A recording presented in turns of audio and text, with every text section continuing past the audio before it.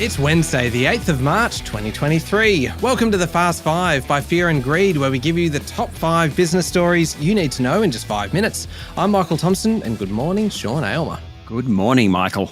Sean, 5 big stories in 5 minutes. Let's jump into it. Story number 1, a huge day yesterday. The Reserve Bank signalled at least one more rate rise after shifting the official cash rate for the 10th time in succession.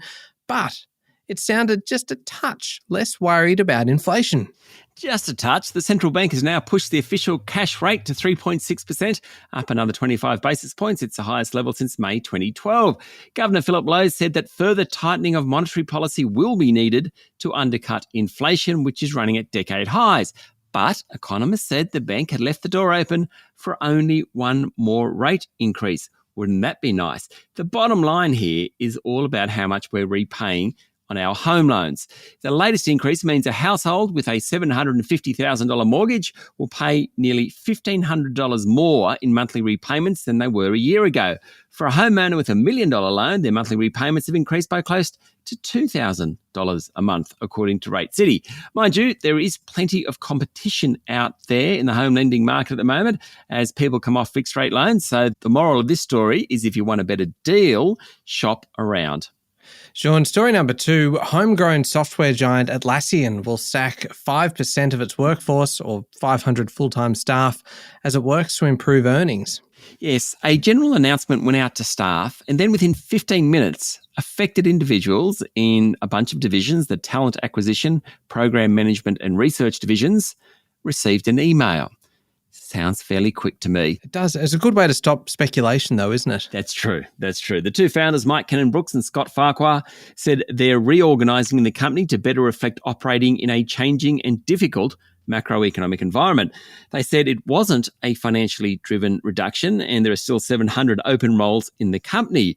Now, it continues a trend among large tech companies. In recent months, there have been large redundancy rounds at Twitter particularly, also Meta and Amazon. In fact, there were reports this morning that Meta, owner of Facebook and Instagram, is set to announce thousands more layoffs in coming days. Sean, story number 3, the Financial Review held its business summit yesterday, and basically anyone who is anybody in business was there.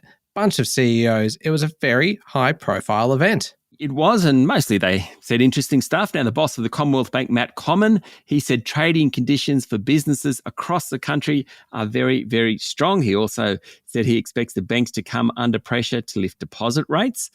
Fortescue's Andrew Forrest was there touting the importance of green energy for India. He said India was still heavily dependent on Russian-exported fossil fuels, but the Indian market was promising due to rising demand for green energy. He also said that governments that shunned China, including the Morrison government in Australia, were working against the national interest. Macquarie Group's Shamara Wickramanayaka dismissed the speculation reports that Macquarie is planning a near $9 billion takeover bid of a UK company. She said there's so many speculated transactions that Macquarie only talks about them when they're done.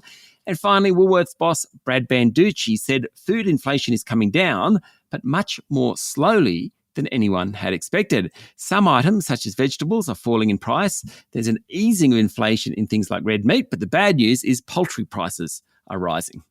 Story number 4, Sean. It was supposed to be a seminal day yesterday for Japan's Aerospace Exploration Agency with the launch of its next-generation rocket, but it was aborted via a self-destruct command moments after liftoff. Yes, so the program is hoping to take on Elon Musk's SpaceX, but yesterday, during its first launch, the second stage engine failed to ignite, which led to a self-destruct command. And that was that. The 63-metre tall rocket has been developed by a crowd called Mitsubishi Heavy Industries. It's the country's latest attempt to capitalise on the growing demand in the global space industry. Now, the engineers at Mitsubishi have been working for about a decade on this. They have previously tried to launch back in February 17, but there was a system malfunction. Anyway, it got off the ground yesterday. That's something, but not for long, Michael. No, apparently not. Finally, Sean, story number 5, Wall Street famously pays big bucks, and one of the street's best-known traders has decided to take a bit of a break, foregoing his $100 million plus salary. As you do. His name is Joe Montesano and he works at Goldman Sachs. Now, Goldman's is the number 1 ranked Wall Street firm for equities trading. The 46-year-old Mr. Montesano has resigned and is leaving just to take a break. He hasn't got another job to go to, but He just wants some time off. His pay in recent years is estimated to have been around 75 million US dollars annually. That's about 110 million Aussie. I suppose if you're making that much money, you can afford to give up that much money, Michael. I suppose you can.